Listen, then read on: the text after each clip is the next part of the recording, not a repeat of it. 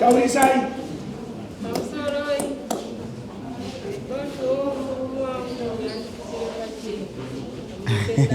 And you flew. Bababu alibudile bachena na mukadzi wenyu. Hanzi?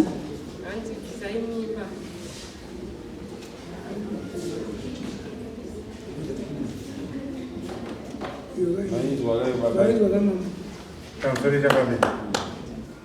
Chekutanga uyu azinzime wavo. Harichi? Azinzime wavo. Murume wake.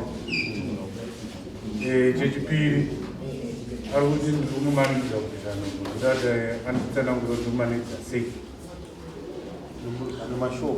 Ini ndakutonga kuti flu yako ndofana kungoibatawo. Kana uchiti asi mudzimai wako anorwara here? Zvekurwara kwake handizozviziva kuti anorwara. Kuzvitora kupi kuti zvaari kutaura izvo hazvisiri izvo. Saka bosi tinoona kutarisa kuti anorwara. Bosi kana achitaura iwowo uchimuramba kuti haumuzive. Anorwara munhu. Ndikuziva kuita kuti semudzimai wako. Unomuziva ari chii? Takadanana tinokomana nemusikana. Handizvo zvichakamira. Hatinambobvira tasvika pakutsanangura wataura kuti takadanana nomunhu. Nekuti kumuramba kuti haumuzive. Ukaramba munhu kuti haumuzive kuratidza kuti munhu iyeye anopenga. Ndaramba pakuti mukadzi. Naiwe sewati anobudire pachena. Sorry? Taurisa isisi. Taurisa ndoda kubatsira. Benje. Akandipa mari $60 kuti tenge ipirizi mubvise. Baba wasika kuona. Mamchifambidzana. Oh. Ana kukuroora here. Mamchifambidzana. Mune vana vangani? Mune mwana kudhara here? Alright. Iwo mimba yauiziva kana usikuida? Hauna naye here? Ndakarara naye. Kangani? Mwechete. Naiwe? Kangani? Ka8? Ka2. Saka musikana hauchamuda? Ndiye akatanga kundiramba kuchangamira. Hauchamuda here? Akaziva kuti ane pamuviri. Angasati aziva kuti ane pamuviri? Azoziva kuti ane pamuviri. Apa azoda kudzoka kwako. Saka kutenda nhumbu ndiyako wozokarara nayo. Kana ndapurova kuti iripo bhoza handizoziva kuti iripo yakadaipa. Hanzi iripo.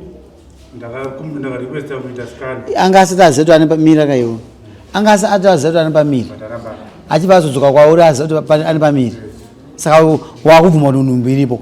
Because mazuva akuratidza kuti nhumbu ukutenda kuti mimba iripo. Ndakarequesta kuti ndiprove kuti iripo kwaari kaviri kese kuti ite scan. Iyo nemimba here? Ine mwedzi mingani? Wakazompa mari. 3. In 3 months. Wakazompa mari sei akaramba. Ndaitombonyikidzwa mama. Wamba mari yei? Changamira mubira. Yanga mari yei? Ainditi nini sezvo waramba kuti ndiumba kwenyu chiita ndibvise nhumbu yacho. Ubva mari? Pandaramba pandati nehandikwanisi kubvisa. Handimanikidza. Ndakatoibudisa mapiritsi eusiku. Ministry uyo. Tomuchaja munhu. Bozi mukona muri moyo. Dai mwana akabudira kubvisa nhumbu. Daka muno mainzi ndirakidza kuti nhumbu here. Kunyepe. Obva ndakabviswa panzi ndandizvizive. Akundinyepa nokuti mimba yacho. Saka ministry iwe wakomply. Iwe hauna comply here. Wakomply ka. Piritsi reta mari. Ipiritsi rei? Reta mari? Handitorizive ndiye akatora price. Kwa hiyo $60 wakaona. Newe akatanya nyaya price ndiye. Mari yakapa price ndiye akupa price. Yokuti $60. Akadonditsvaga. Munhu anobvisa mimba iyoyo. Saka nhasi zvaipa manje. Samaida kubvisa here mimi? Ini ndaida kuti andipe mari. Akakupa here mari? Mari akakupa here? Munayo? Ndoya ndikakuisa dai.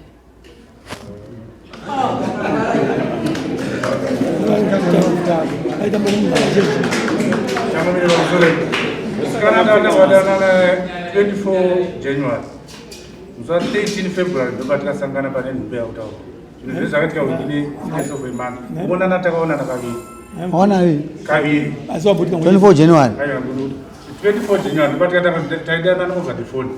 pakuonana physically takaonana musi wekutanga ungori 24 January wechitu 13 February patakazosangana wazvikanga muisire mombe yake yebodzi yemhindira muriwo sisika munomudara atidi madhaka akadaro wazvinzwisa amukuti anonzi madhaka atidi izvozvo mimba yapo kai mainzwa temba mimba yapo but ane mimba kwa ndati mhindira muriwo aiwa zviti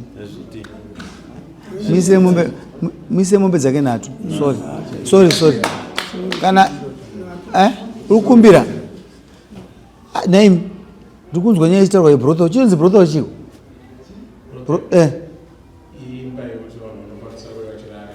wachiita nezvei bonde unenge waita se unenge wakecheka unenge waita se ko chinonzi fambi chii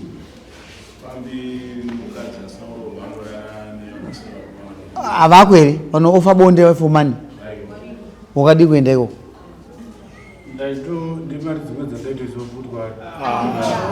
muisire mombe dzake nhatu dzobhatirwa after 2 months 2 months time zofanwa dzabhatirwa ene unosaina chamwana wamai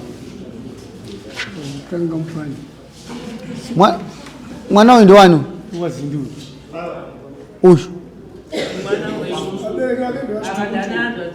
ati ndowazindi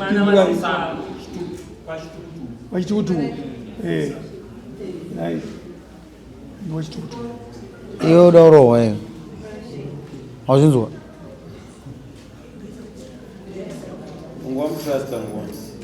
adhara hapana asingazivi kuti flu iriko bvisai chinhu icho bvisai chinhu ichochocho bvisai imi munomwa kana maya kudari mune mudzimai here kumba maanayi saka musaweste nguva yevana muda kuti flu yacho iri kupipa vaisire mbudzi yavo ndabvunza ndisandapinda mudare ndobvumidzwa kupinda nemaski ndabvunza ndisandapinda mudare chimuregerai abude chaenda iwewe ndoda ripoti yako unobva kwadhokta wazvinzwa inorakidza kuti ione mimba kuti titanyaya yesikani chaenda kumba